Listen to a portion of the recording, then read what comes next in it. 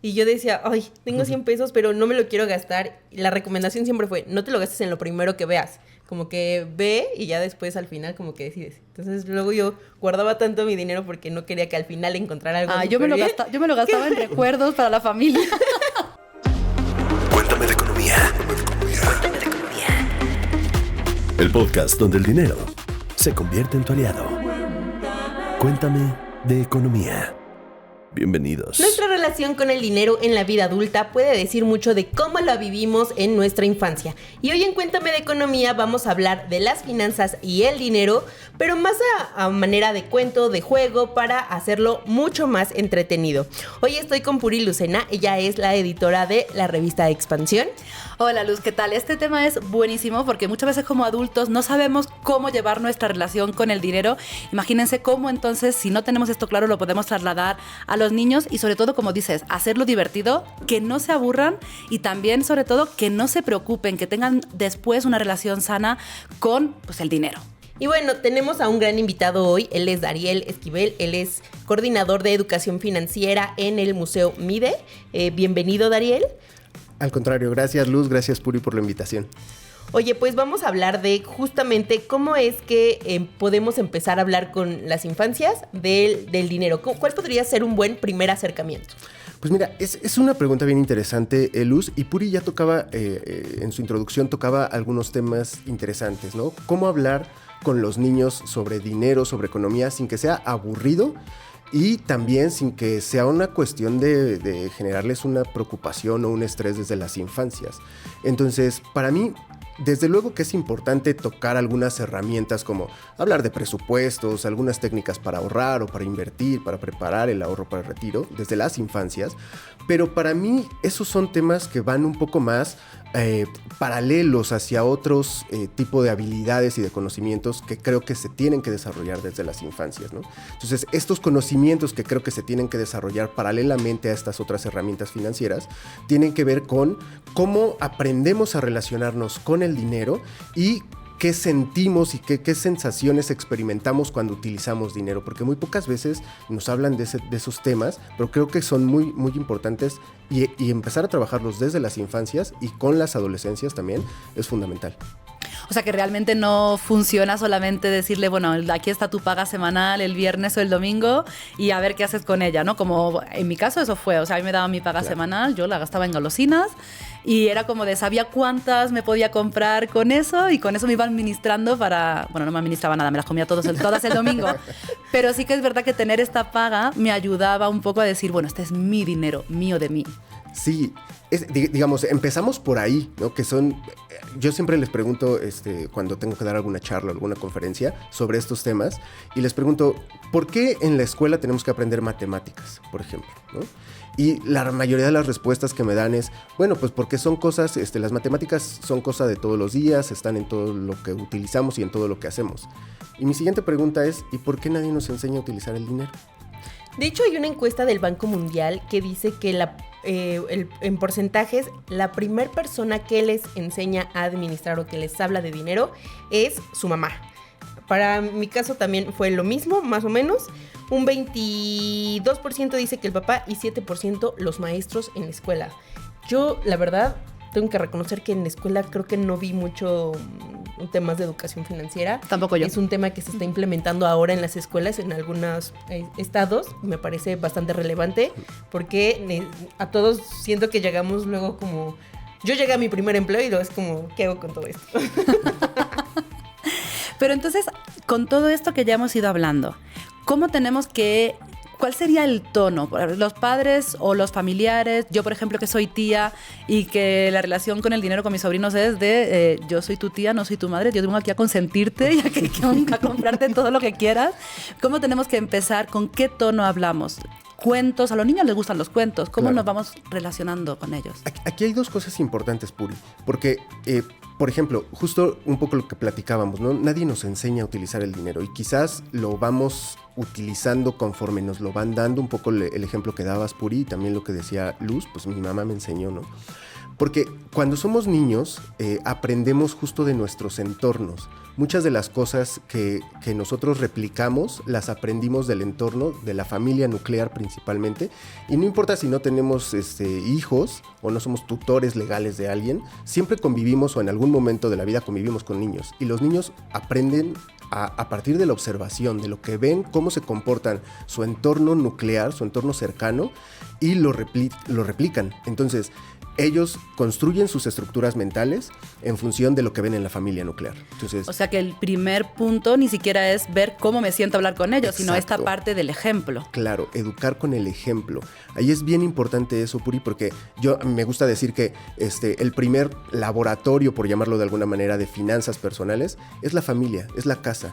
Ahí sí, nosotros vivimos lamentablemente en un contexto de escasez de dinero, de deudas constantes, de problemas familiares por la escasez de dinero, por la falta de empleo. Entonces, los niños absorben eso y aprenden que el dinero o lo relacionan con aspectos negativos. Hay ahí una situación que genera una emoción, ¿no? Que regularmente va a ser negativa porque va a ver que hay confrontación familiar por ese tipo de cosas, y después aprende a relacionar situaciones futuras con esa misma sensación. Entonces, aprender desde la casa que la forma en la que nosotros organizamos el dinero, cómo lo gastamos, si hacemos comparación de precios, si ahorramos, si tenemos deudas controladas, eso también lo transmitimos hacia las infancias y ellos lo van a aprender y va a ser algo, de cierta manera, habitual para ellos, una relación sana con las finanzas, ¿no? Oye, pero aquí también, digo, para educar con el ejemplo, pues también tendríamos que arreglar nosotros un poquito nuestro orden o desorden financiero. Esta parte me parece interesante porque es cierto, cuando yo recuerdo tenerle mucho miedo a las deudas y que tardé mucho en sacar una tarjeta de crédito porque la narrativa fue: cuídate de las deudas, ¿no? Después aquí hemos platicado mucho de que no todas las deudas son malas, de que pues hay algunas que te ayudan a hacer patrimonio. Entonces creo que este tipo de cuidar como el tono, la narrativa que manejamos con los niños presentes, pues puede ser interesante, pero hay de hecho un estudio de la Universidad de Cambridge que nos dice que los niños de entre 3 y 7 años ya entienden nociones económicas. A lo mejor no le tenemos que hablar de los CETES y los bonos del tesoro, pero justamente empiezan a entender. Y aquí quiero preguntar, ¿cuál es el mejor lenguaje que podemos utilizar? Hablaba ahorita Puri de cuentos, pero necesitamos hacer algún juego, combinarlo más allá del ejemplo que podamos darle nosotros a los niños en casa. ¿Qué es lo que cuál es la recomendación? Sí, ahí justo Puri comentaba ya, tocaba el tema de los cuentos, ¿no? Y tiene que ver con lo que también decías al principio, Puri, que a los niños no les podemos hablar ni de fórmulas, ni de tableros en Excel, ni presupuestos, ¿no? Ningún niño le interesa eso. Pero ¿qué cosas sí le interesan? Justo las historias, los cuentos. A los seres humanos nos gusta el chisme por naturaleza, ¿no? Nos gusta enterarnos de las historias, de qué le pasó al vecino, a la prima, a la tía.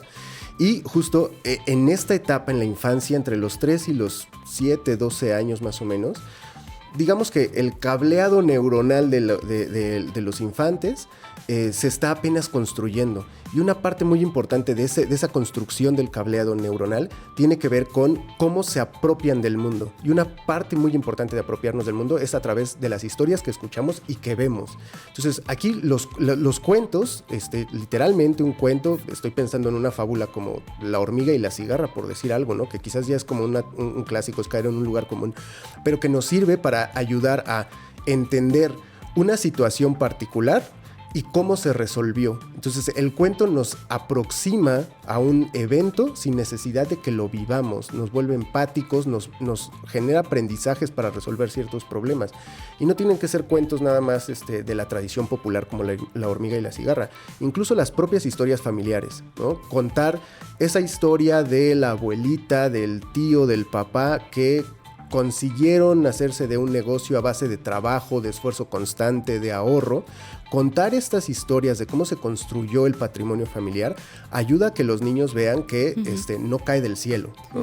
Y además no los infantilizas, ¿no? Porque ya los estás moviendo, claro, en temas de la familia, ¿no? Exacto. Y evitas este tema. A mí me hace mucha gracia cuando este razonamiento que tienen los niños de cuando dicen ya no hay más dinero, y es de, pero podemos ir a aquella máquina y te lo da, Y te ¿no? lo da. Y es como si esa máquina te diera gratis dinero para siempre, ¿no? Exacto. Sí, no, y justamente eso es importante, ¿no? Es traerlos a través de una historia, de una anécdota familiar al mundo real y ver la importancia del esfuerzo, del trabajo, del ahorro a través de estas historias familiares que compartimos prácticamente en todas las familias, pero también utilizar otros lenguajes narrativos como pueden ser las películas, los lenguajes de video que podemos ver en cualquier canal de YouTube.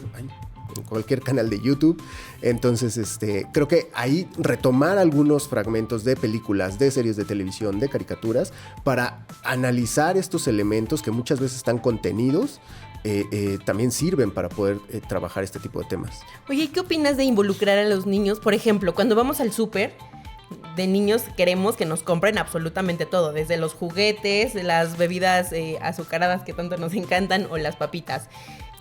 ¿Qué opinas de que en familia se pueda hacer un presupuesto y decir, a ver, para la semana vamos a comer o planeamos hacer esto es lo que se compra, y que los niños se vayan involucrando para saber hasta cuánto puede alcanzarnos, qué si se compra en esta quincena y que la otra semana? O sea, ¿cómo podemos involucrarlos en esta dinámica?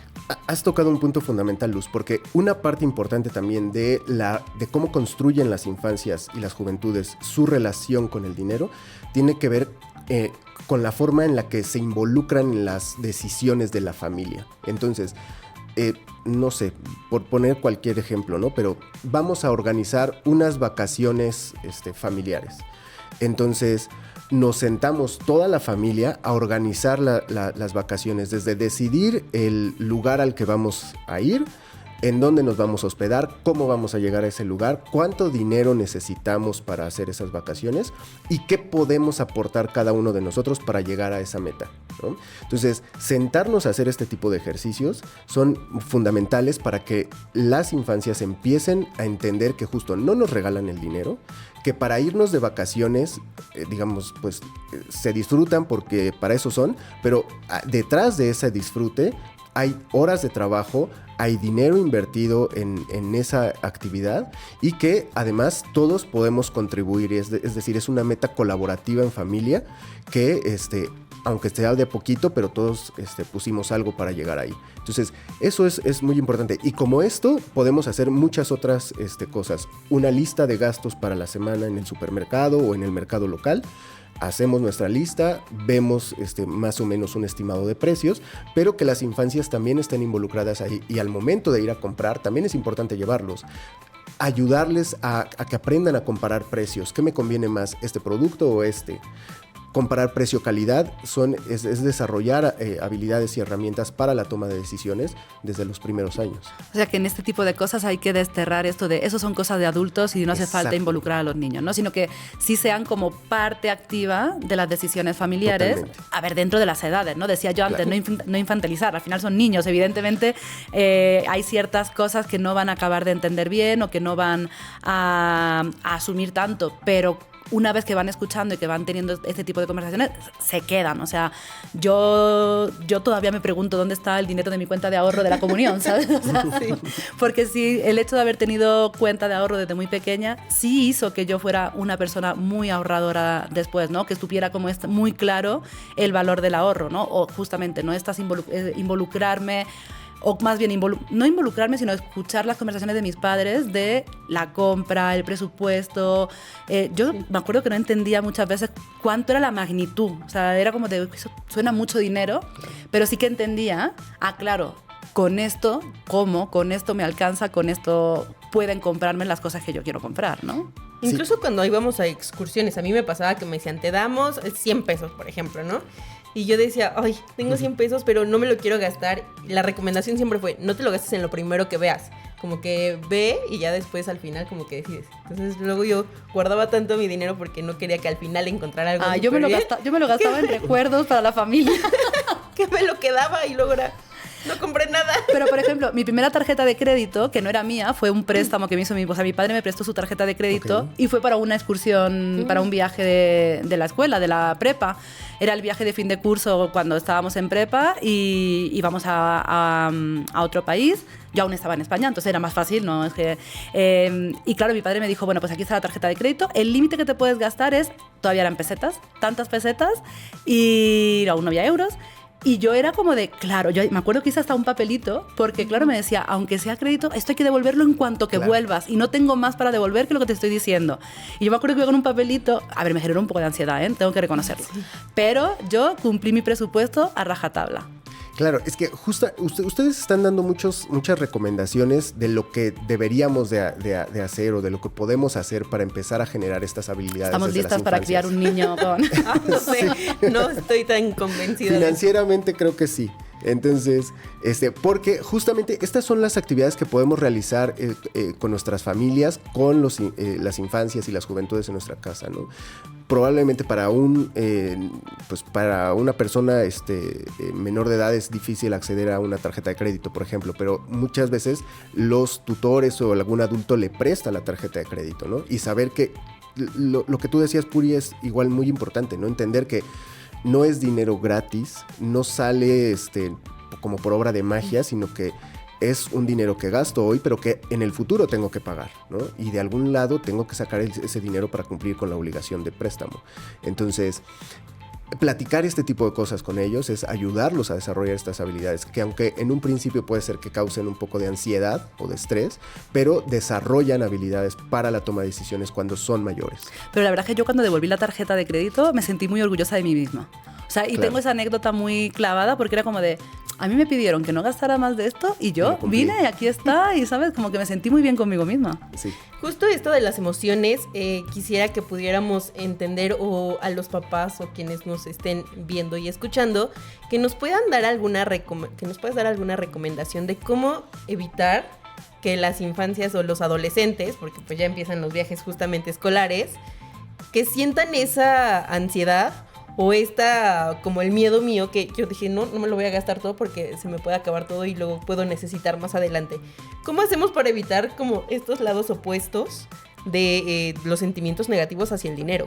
Claro, vuelvo sobre la misma idea de hablarlo abiertamente, romper con el tabú de que el dinero solamente es un tema de adultos, de que en la mesa no se habla de dinero, ¿no? En alguna ocasión alguien me llegó a decir eso, que en la mesa no se habla ni de política, ni de religión, ni de dinero.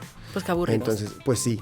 Entonces, ¿de qué hablan? Pues no sé, pero justamente son los temas interesantes de los que deberíamos de hablar. Entonces, pero al menos de dinero es muy importante que lo hablemos y que ellos lo escuchen para que empiecen a generar, emociones neutralizadas, en donde el dinero no debería de ser un motivo ni de preocupación ni de una alegría exacerbada que me lleve a un límite de gastar y gastar y gastar. Entonces, en los cerebros de las infancias y de los adolescentes, sobre todo de los adolescentes, que ahí es un tema particular, ¿no? La corteza prefrontal del cerebro, que es la encargada de la toma de decisiones racional, de la regulación de emociones, todavía no está tan desarrollada. Entonces, y por el contrario, el sistema límbico del cerebro, que es el encargado de generar esas emociones, eso sí, esa está sobreexcitada y sobreestimulada. Entonces, los adolescentes justamente tienen muchas tendencias de irse a estos polos extremos, y una parte importante de aprender a regularlos es que desde las infancias hablemos con ellos y se generen ciertas herramientas, como pueden ser no necesariamente un presupuesto, pero sí un plan de gastos, de decir, tengo este ingreso total y este ingreso total lo tengo que distribuir en esto, en esto, en esto y en esto, ¿no? Y una parte de esa distribución que hago puede ir encaminada a comprar cosas que no necesariamente necesito, pero que deseo porque me hacen sentir bien. Entonces, no se trata tampoco de estigmatizar y decir no vamos a comprar nada, todo lo tenemos que ahorrar. Pero poner objetivos, por ejemplo, claro, un juguete en un niño más pequeño, un dispositivo electrónico en adolescentes, ese tipo de cosas puede funcionar. Funciona, y justo establecer un poco lo que decíamos, ¿no? Tenemos un plan de gastos familiar, que por ahí podríamos empezar, pero también podríamos establecer metas de gasto individuales. Yo me quiero comprar un videojuego, me quiero comprar un par de zapatos nuevos, me quiero comprar esto, ok, pues en vez de que yo, tutor o adulto, te lo regale, que si puedo, qué bueno, pero en vez de hacerlo, podríamos establecer un plan de ahorro para alcanzar esa meta de gasto y decir, Tú pones tanto y yo pongo tanto de manera semanal. Y, por ejemplo, ¿en qué momento, pensando un poco en esta parte de ya cuando estamos un poco más mayores, ¿no? Cuando ya están en la pubertad, adolescencia, ¿en qué momento le dejo el dinero? Pienso, por ejemplo, bueno, a ver, necesitas X cantidad para la escuela o para cosas que son necesarias, ¿no? Transporte, escuela y para que comas algo. Y este extra para ti. ¿Cómo gestionas también esa ansiedad de le estoy dando ese dinero que no se lo vaya a gastar en cosas que no son, no que a ver cómo Genera luego, de las redes sociales donde a ver cómo aparte va luego la escuela? O sea, ¿cómo generas también esa confianza de decir, y de esto cuánto estás ahorrando? Esa conversación de cómo te fue esa semana con el dinero, no lo sé, ¿cómo empezamos a tener esta confianza? Sí, sería la palabra. confianza empiezas a generarla rompiendo tu miedo a no confiar en él, ¿no? Entonces, dáselo. Además, las cantidades que manejan los infantes en esas edades, las infancias en esas edades, son relativamente pequeñas. Si lo pierden, si lo gastan, digamos, la pérdida es mínima. Y de esas pérdidas aprenden para decisiones futuras con cantidades de dinero mayor. Entonces, confía, dáselo y acompáñalo, dale un seguimiento de qué gastaste, en qué gastaste y cómo podríamos hacerlo mejor la siguiente vez. Entonces, la siguiente semana te voy a dar otra cantidad de dinero, pero ¿qué otras cosas podríamos hacer para mejorar este uso que hicimos la primera semana? Entonces, yo diría, confía, dáselo. Si lo pierde o lo gasta en otras cosas, hay que dar seguimiento para redireccionar hacia donde queremos llevar, ¿no? Pero hay que confiar. ¿Cómo podemos hacer un mapa también de, no sé, productos, de deseos, de objetivos? ¿Cómo se le marcan los objetivos a las infancias y a la adolescencia? Ya decíamos ahorita, con juguetes, viajes o lo que sea. Pero ¿cuál es la mejor ruta para lograr esos objetivos? Es decir, para mí, que ya trabajo, 3 meses a lo mejor puede ser, o 6 meses, dependiendo que quiera, puede ser un buen plazo. ¿Cambia para los niños? O sea, ¿para ellos hay que darles más plazo para lograr esos objetivos o es el mismo de los adultos? Varía mucho y depende mucho de cuál sea nuestro objetivo que queremos conseguir. Pero, digamos, lo que recomiendan los expertos en finanzas personales y en creación de hábitos es que con las infancias empecemos con metas que se consiguen en un corto tiempo, ¿no? En un plazo de para que no se tiempo muy desesperen, corto, ¿no? Para que no se desesperen. Uh-huh. Entonces, de un par de meses a lo mucho, ¿no? Entonces, de decir, y hacerlo visible, es decir, la cantidad de dinero que estamos apartando para conseguir esta meta, la tenemos que ver para tangibilizarla. Desde luego que en el futuro hay que transitar hacia herramientas y productos financieros formales, ¿no? Una cuenta de banco, pero al inicio sirve llenar la alcancía para que las infancias lo sientan, lo experimenten de manera tangible y vean cómo la alcancía se va llenando cada vez que le echamos una monedita o un billete. A mí me encantaba. Sí, claro. Sentir como saber que está ahí, que lo puedo contar, que es como de... Y la emoción en el momento en el que la abres, ¿no? La emoción de ver el dinero acumulado ahí, porque de primera pues es muy impresionante tener una cantidad de billetes y de monedas juntas ahí.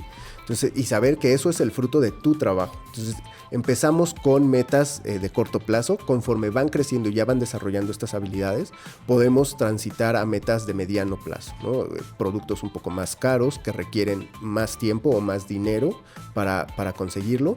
Y quizás ahí una herramienta que muchos utilizan y que a mí me gusta, por eso me atrevo a traerla, tiene que ver con establecer algo que le llaman un mapa de necesidades y deseos, ¿no? ¿Qué cosas necesito de manera inmediata?